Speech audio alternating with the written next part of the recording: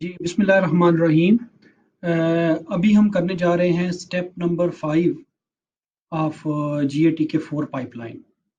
Step number 4 के अंदर हमने मल्टी क्यूसी अप्लाई करते हुए हमने उसकी क्वालिटी चेक्स किए थे और वो हमारे पास फाइल पड़ी होंगी। ठीक है जी। अब अभी जो स्टेप नंबर 5 हम करने जा रहे हैं, ये है इसमें हम यूज़ करेंगे कि हमने एक टूल है वो हम यूज़ करते हैं, उसका नाम है, वो मैं आपको इधर लिख के देता हूँ, फास्टर डाउनलोड एंड एक्सट्रैक्ट।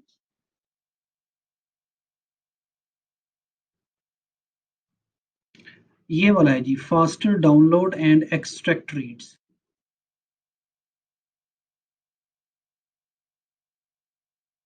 इसमें सबसे पहले तो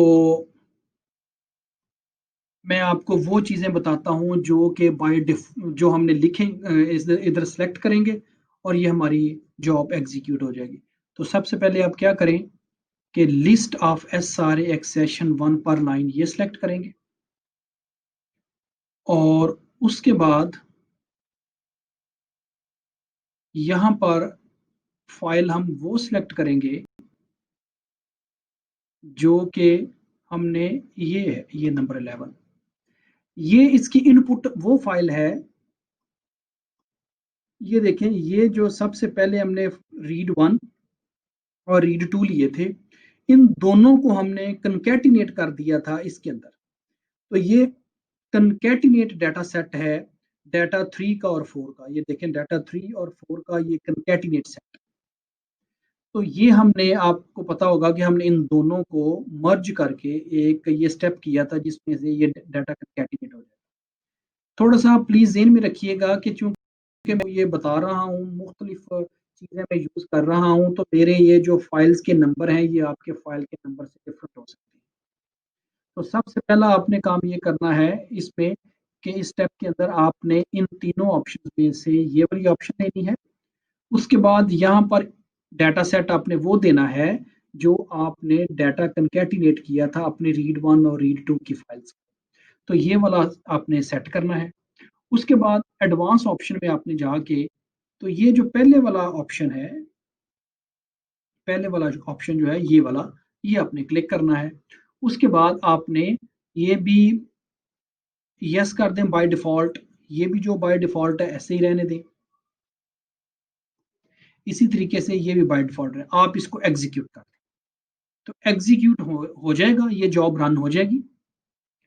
अब एक्चुअली हम करने क्या जा रहे हैं, जो भी टूल आप इस तरीके से खोलते हैं, यहाँ पर लिखते हैं और वो टूल यहाँ पर आ जाता है। जो भी टूल ये काम कर रहा है उसकी डिटेल ये नीचे दी हुई है। लाइक ये जो हमने faster download and extract read है, ये क्या काम करेगा, ये इधर लिखा हुआ है कि this tool extract data in fast Q formats from the short read archive at the national centre for biotechnology. It is based on the fast dump utility of the SRA। ये देखिए, ये जो हमने रीड 1 और read 2 लिए थे, ये हमने, आपको मैं पहली दफा जब बताया था तो हमने ENA से लिए थे। तो असल में ENA के ऊपर ये SRA का लिंक पड़ा हुआ था। तो कई दफा एक डेटाबेस जो होता है वो दूसरे डेटाबेस का लिंक भी यूज करता है, जिसे हम एक्सटर्नल लिंक्स बोलते हैं। एक डेटाबेस के ऊपर वही चीज दूसरे डेटाबेस में कहाँ पड़ी हुई है। तो मेन सोर्स इस डेटाबेस का SRA है। तो SRA, देखिए ये उसका एक्सेशन नंबर भी बता, ये उसका आइडेंटिफिकेशन नंबर जो एक्सेशन नंबर है वो ERR से शुरू हुआ है। तो आमतौर पर ये जो है ये SRA के अंदर डेटाबेसेस जो होते हैं, जो रीड्स होते हैं, उनका ये एक्सेशन नंबर होता है। तो हम क्या करने जा रहे हैं कि हमें, हमारे पास ऑलरेडी अवेलेबल हमारी हिस्ट्री के अंदर को पड़ा हुआ है। ये देखिए, there are 3 ways in which you can download that data। तो एक्चुअली हमने ये डाटा एक्सेशन नंबर्स तो दे दिए थे अपनी लाइब्रेरी के अंदर, लेकिन अभी तक ये डाटा डाउनलोड नहीं हुआ था। तो हम क्या करने जा रहे हैं, इन दोनों डाटा को डाउनलोड करने जा रहे हैं इन फास्ट क्यू फॉर्मेट, और उसके अंदर हमें जो कॉलम्स चाहिए उनको एक्सट्रैक्ट करेंगे। तो ये काम हम, ठीक है जी। ये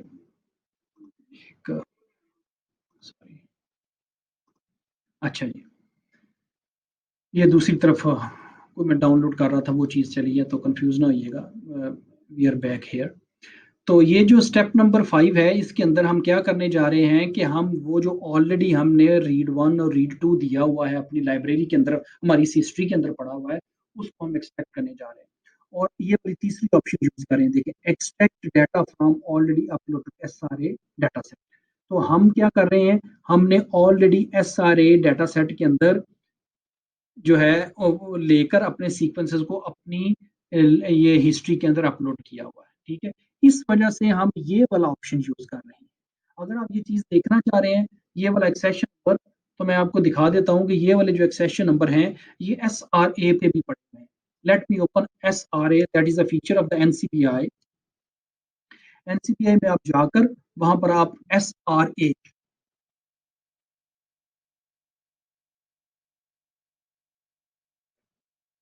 अच्छा जी, यहाँ पर आप एस आर ए खोलें, एसआरए में जाएं, और ये जो एक्सेशन नंबर है ये इधर से देख लेते हैं, ERR408271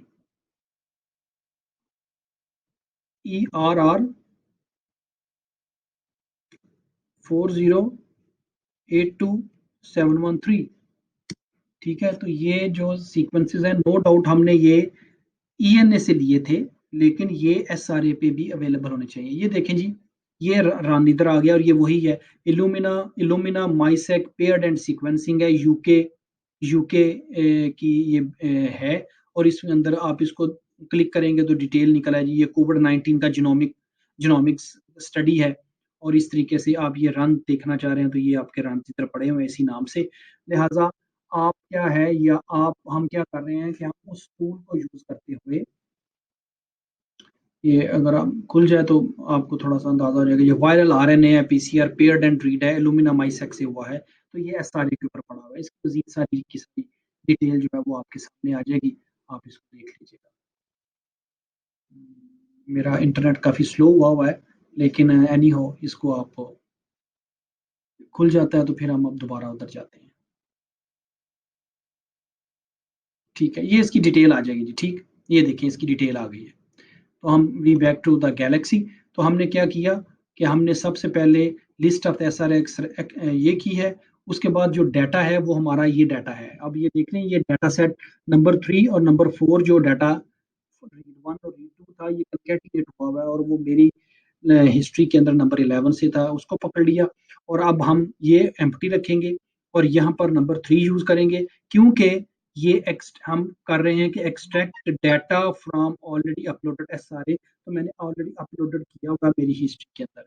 तो इसमें मजीद आप अगर पढ़ना चाहें तो ये आप देख सकते हैं कि ये एक्सट्रैक्ट डाटा, ये जो सॉफ्टवेयर है ये वाला का क्या काम करता है, मैंने आपको मुख्तसर सा बता दिया है।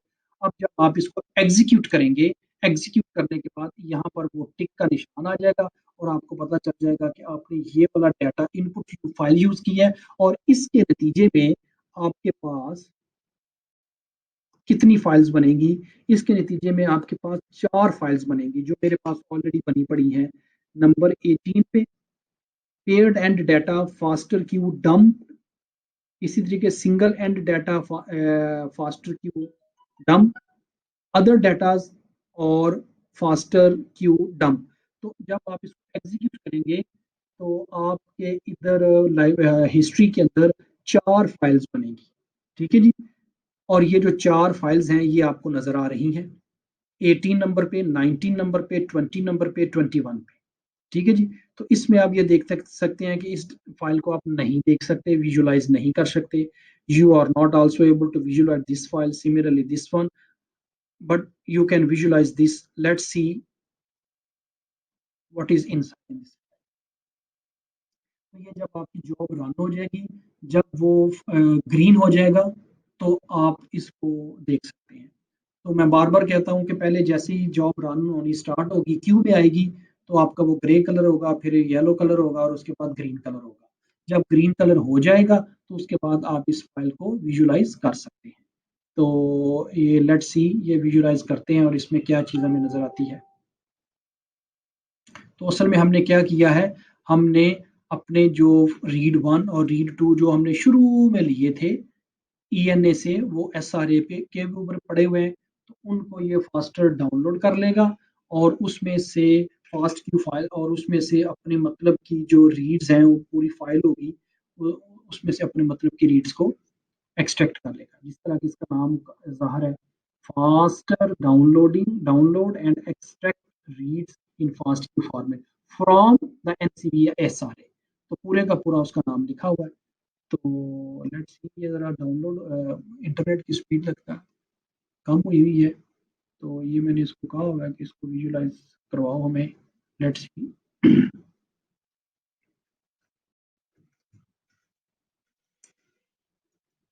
ये इसको हम विजुलाइज करते हैं। जी, ये जैसे ही विजुलाइज होता है तो मैं दोबारा आपके पास आपको बताता हूँ। अच्छा जी, ये जो फाइल है ये वाला faster Q dash dump log, ये मेरे ख्याल विजिबल नहीं है, लेकिन इसके साथ हमने एक चीज़ अभी करनी है, वो ये है कि आप इस फाइल को खोल लें। फाइल को खोलने के बाद ये देखें, ये हमने डेटाबेस इसके साथ क्रिएट किया है।